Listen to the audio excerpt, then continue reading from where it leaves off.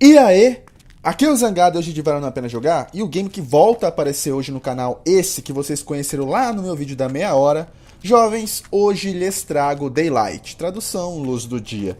Vídeo de análise, jovens, vamos ao nosso ritual padrão, dá uma pausa, no quê? Esse site de entretenimento adulto que eu tô ligado que vocês estão acessando nesse exato momento. Lava essa mão, vamos lá, prepara um lanche, coisa leve para não engordar, um chifre de peixe bolha anão com um suco de pimentão. Tá bom demais, se acomoda, fica bem confortável e vem com o tio. Daylight é um game indie em primeira pessoa de gênero survival horror. O jogo foi desenvolvido pela Zombie Studios e distribuído pela Gaia Studios e Atlas. Lançado em abril deste ano, 2014, disponível para PC e PlayStation 4. E vamos lá, começando pelo enredo. O início que vocês viram lá no vídeo da meia hora mostra a protagonista chamada Sarah, ou Sarah, acordando em um local, para variar, bizarro e aparentemente abandonado há um certo tempo. Poucos minutos depois, a gente já vai perceber que se trata de um grande hospital. Sarah perdeu a memória e a voz de um homem fica passando instruções do que ela deve fazer. Não instruções exatas, faça isso, faça aquilo, mas instruções superficiais. Dessa forma, Sarah vai buscar relembrar as suas memórias e descobrir o que aconteceu naquele hospital. É aquela história bem clichê.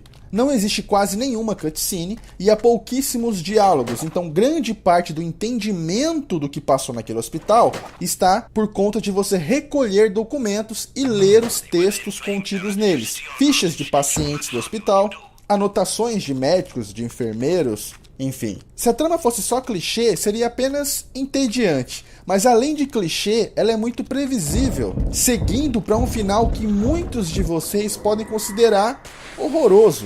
Ele deixa brecha para uma sequência. Muita coisa ficou sem explicação. Não sei se foi um script mal trabalhado, ou a intenção é essa mesmo, de deixar os jogadores esperando uma possível sequência. O tempo de campanha dura em torno de 2 horas no máximo. E como o jogo funciona? No game nós podemos andar e correr só. Carregamos um celular que serve como lanterna e também, quando vamos percorrendo os corredores do cenário, um mapa do local vai se formando na tela do celular para a gente poder se orientar depois. Ele também serve para indicar se entidades ameaçadoras estão perto, porque ele começa a chiar e dá interferência no seu funcionamento. Uai, Zangado, mas o que tem a ver celular com assombração? É tipo um app Find Ghost, Encontre Fantasma? Quem é novo no canal e não assistiu o meu vídeo da saga Fatal Frame, nela eu falei muitas coisas sobre fantasmas e tal, inclusive sobre isso. É só conferir lá depois. Nós também encontramos um Chemical Flashing Stick, que são aqueles bastões que quando a gente chacoalha, ele tem uma reação química e brilha por um tempo.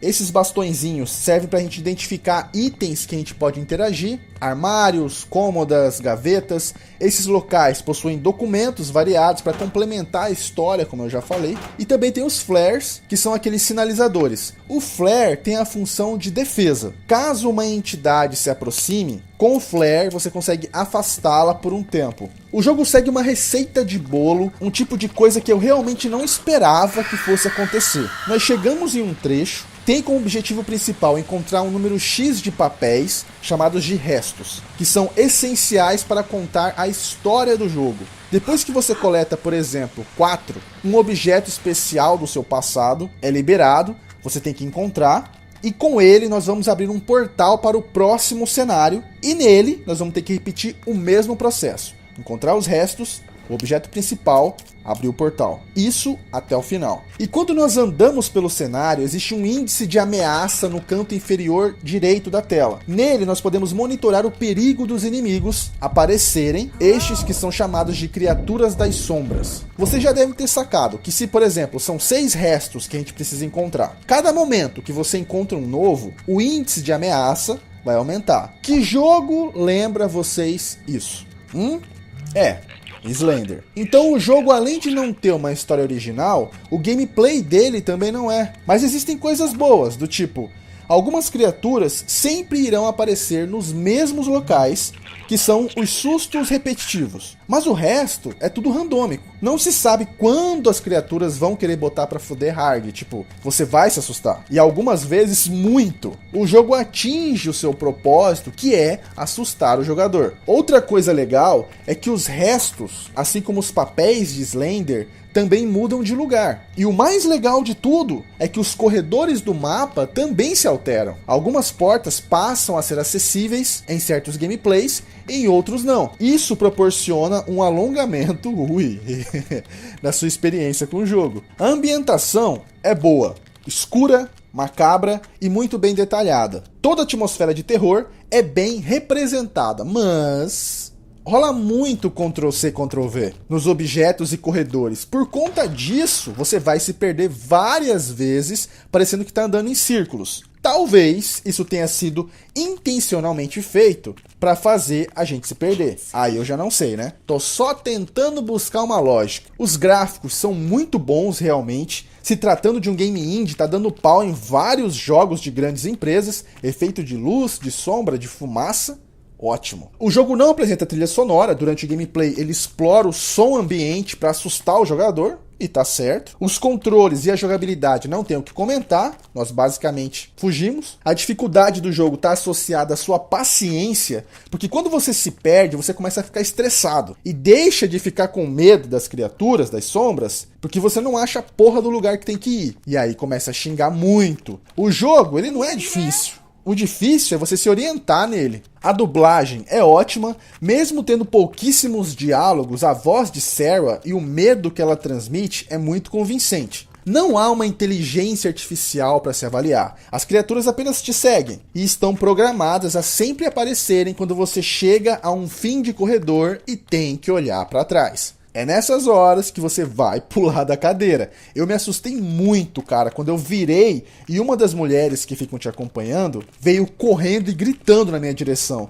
Tipo, ela já tava a 5 passos de mim quando eu virei. O susto é muito grande. Sobre os loadings, o loading inicial é muito demorado, muito mesmo para um game feito em 2014, mas depois desse longo loading, o resto é de boa. A movimentação, apesar de serem poucos movimentos, é muito bem feita. Principalmente quando Sarah começa a ficar apavorada e tremer. É muito bom. Às vezes, quando a gente inicia uma corrida, percebe que rola uma deslizada. Mas não é nada grave. Não há física para se avaliar, não há interação com objetos ou momentos pra gente pular. Quando eu fiz a meia hora do Daylight, ele tava saindo a R$18 na Steam. Hoje, com esse hype que rolou na internet, seu preço foi para R$26 na Steam e $12 na PSN. Eu já considero isso caro, ainda mais pro que o jogo tem a oferecer pra gente, né?